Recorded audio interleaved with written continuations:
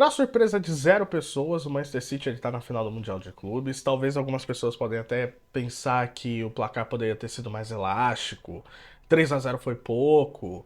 Enfim, tem gente que esperava 7-0, mas o desenrolar da partida, desde quando começou até quando terminou, foi exatamente aquilo que era previsto. Você vê um time completamente dominante, que não cedeu nenhuma chance para o adversário. Apesar do Urawa Reds ter dado duas finalizações no jogo, é um time que não ofereceu resistência alguma. Óbvio, você tem uma diferença de clubes muito grande, mas dentro da Premier League, às vezes o Manchester City faz isso com alguns adversários, mas pegando um time que tem um orçamento de 180 milhões contra um time que tem um orçamento de 6 bi, é completamente diferente. Então, a imposição era natural. E o Manchester City fez isso de forma protocolar. Foi um jogo assim que parecia um jogo de férias. Um daqueles jogos de pré-temporada. Em um primeiro tempo que começou sendo um pouco sonolento. Por que começou sendo um pouco sonolento? Porque o Urawa Reds, ele colocou 11 jogadores praticamente na área. Então o Manchester City ele tinha a bola, o time japonês ele não tinha escape, até conseguiu incomodar um pouquinho ali na marcação, ok, mas você via que isso não ia durar por muito tempo, não durou. Então eles se posicionaram, né, atrás da linha da bola. E aí ficou um jogo de ataque contra a defesa. Tipo, você não vai durar por muito tempo, porque o Manchester City é um time que constrói muito, consegue furar defesas. E ele é um time que consegue arrancar escapada. Ele mostrou isso na Champions League passada. Então, mesmo o Manchester City ele estando sem Haaland, sem De Bruyne, sem Doku, ele se mostra um time que é completamente perigoso. Então ele abria muitas vezes o jogo com o Grealish para poder atrair a marcação e virar outro pro outro lado. Você tinha um Phil Foden tentando algum tipo de jogada individual.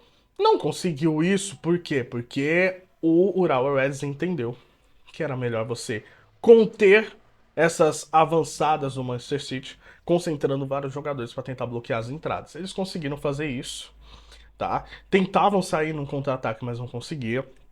Você via que o primeiro gol ia sair naturalmente, mas por conta de não jogar tudo o que pode, porque o Manchester City jogou nem 30% do que pode, se poupando e tentando voltar a ter um pouco de confiança depois das últimas sequências negativas, você via que era um time que tocava a bola muito lento e estava com dificuldade de encontrar o último passe para conseguir chegar no gol.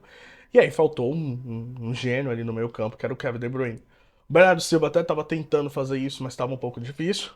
Ah, então você via que faltava ali o último passo para conseguir furar a defesa. E aí, depois de tanto martelar, depois de tentar, o Manchester City ele conseguiu. Depois do chute no Matheus Nunes, ali o cruzamento, o norueguês zagueiro acabou desviando e fazendo o gol pro Manchester. E aí, depois disso, o que se espera no segundo tempo? Que o Urawa Reds vai tentar abrir o jogo e tentar machucar de alguma forma, né? Porque tá atrás do placar, precisa correr atrás do resultado. Nada disso. Voltou com a mesma postura.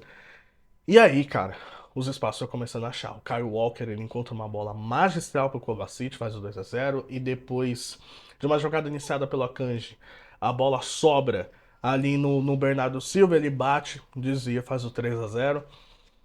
E ali pensei que ia sair uma goleada. O Manchester City continuou tendo chance, o goleiro fazendo defesas e do mais, se você pegar as estatísticas, mas a gente teve momentos do jogo que ele bateu 87% de posse de bola. Então, assim, 13 finalizações no primeiro tempo, acabou com mais de 20.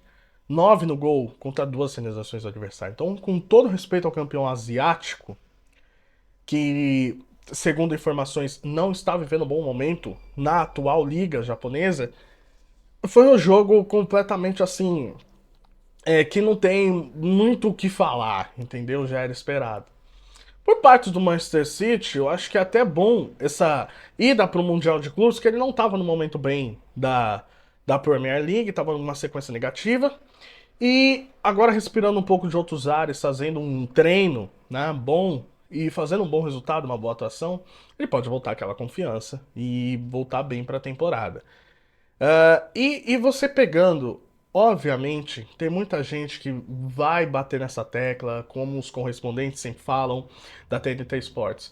O europeu, ele não liga para o Mundial de Clubes. Um time ou outro pode ligar, como por exemplo o Barcelona e o Real Madrid, que eles vivem fazendo essa alternância. Mas mesmo não se importando, acho que é o nosso papel entender a importância disso, tá? Por outro lado, eu acho que daqui pra frente a gente começa a valorizar ainda mais a Libertadores, até porque o Super Mundial de Clubes com vários times, ele tá vindo aí e praticamente é impossível a gente ganhar, é impossível sim. Ah, então a Libertadores ela passa a ser cada vez mais valorizada. Acho que essa é a minha interpretação disso. E o Mundial, se você ganhar, é um lucro, tá? E você vê nas manchetes dos veículos ingleses que eles não dão importância. Na Europa em si não se dá importância. A única repercussão que teve no Mundial de Clubes foi por causa do Marcelo.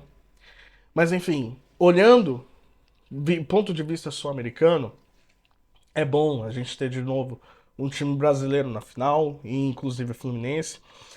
Porque dá aquela sensação pra nós de, poxa, nós com um orçamento mais simples, com jogadores que infelizmente não foram garimpados pela Europa ou que estão voltando para a final de carreira, a gente consiga bater em vocês e a gente consegue alimentar isso através da história, mesmo que a realidade ela seja diferente hoje em dia. Então acho que é importante pra gente continuar alimentando essa esperança para não deixar nosso peso cair. Mas o fato é que a história mudou. E a gente precisa encarar que a final vai ser difícil, vai ser complicada, vai ser quase impossível. E amanhã eu vou fazer um vídeo referente a isso, o que, que eu acho das perspectivas para a final contra o Manchester City. Mas é importante a gente entender que bom que esse confronto vai acontecer. Que bom que a gente vai ter a oportunidade de ver as características do Diniz contra as características do Guardiola, que tinha muita gente pedindo esse confronto, e ver a consolidação do trabalho do Fluminense, tá? Um time que é, teve seus percalços ao longo do ano, mas que vai ser coroado com esse grande jogo. Se o Fluminense por acaso ganha, esse vai ser o maior jogo da história. Por enquanto foi contra o Boca. Mas o bom é que esse confronto vai acontecer, tá? E que bom que, de novo, temos um brasileiro na final do Mundial de Clubes. Esses são os pontos. Do mais, vamos fazer a análise amanhã. É muito difícil, muito improvável imaginar o Fluminense campeão. Mas o bom é que pelo menos vai acontecer. E que possa desfrutar desse momento pra, quem sabe, né? Fazer algum tipo de milagre.